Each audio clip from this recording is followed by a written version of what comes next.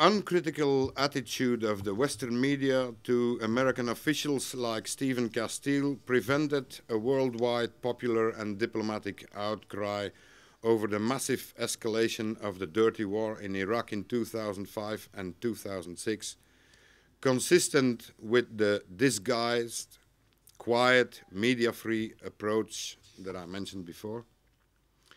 As the Newsweek story broke in January 2005, General Downing, the former head of US Special Forces, appeared on NBC and he said, "This is under control of US forces and of the current interim Iraqi government."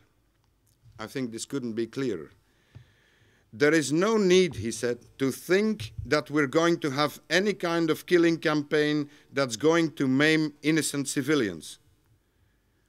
Within months, Iraq was swept by exactly that kind of a killing campaign.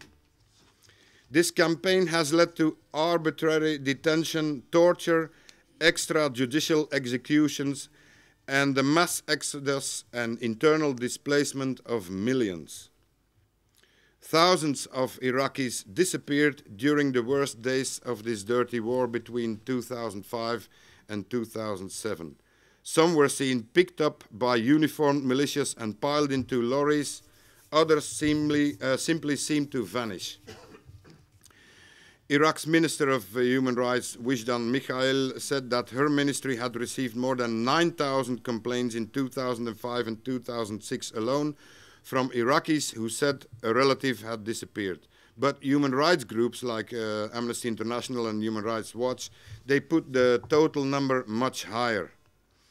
The fate of many of these missing Iraqis remains unknown, and many are languishing in one of Iraq's notoriously secretive prisons. It's interesting to note that one journalist who came the closest to the truth, which was a doctor, Dr. Yasser Salehi, he was killed on 24th of June 2005 by an American sniper, so-called accidentally.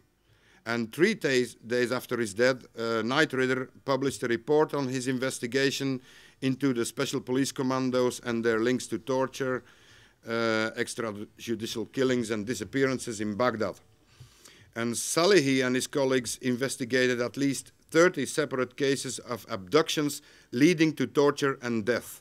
In every case, witnesses gave consistent accounts of raids by large numbers of police vehicles and police commandos in uniform with police weapons and bulletproof vests. And in every case, the detained were later found dead with almost identical signs of torture, and they were usually killed by a single gunshot to the head. Ja, när några av de här händelserna 2005 och 2006, när media skrev om dem, så framträdde General Downing på BBC, Newsweek rapporterade om det också, och sa att det här är helt under kontroll av USAs styrkor och den temporära irakiska regeringen. Och det finns ingen anledning att tro att det ska drabba civila. Det där var ju ett erkännande av USAs inblandning, det citatet som jag inte återger exakt här, men som var där. Men det som sen hände, det var just det som var nämligen att det drabbade civila mycket hårt, med miljontals fördrivna, tusentals mördade, och människorättsgrupper har rapporterat om mycket större antal än de som man officiellt erkänner av det här. Och 30 noggrant undersökta fall i en rapport här visar att vittnena rapporterar mycket noggrant om att det är polisbilar och kommandotrupper i närheten av det här, och att offren försvinner och några dagar senare så hittas de döda, ofta med en enda kula genom huvudet. Det här är ett genomgående mönster i de fallen som har undersökts.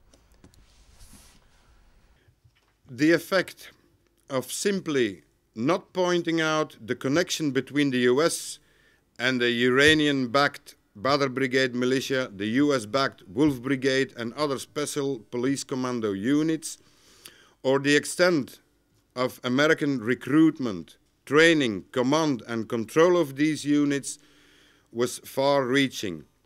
It distorted perception of events in Iraq throughout the escalation of the war, creating the impression of senseless violence initiated by the Iraqi themselves, and concealing the American hand in the planning and execution of the most savage forms of violence.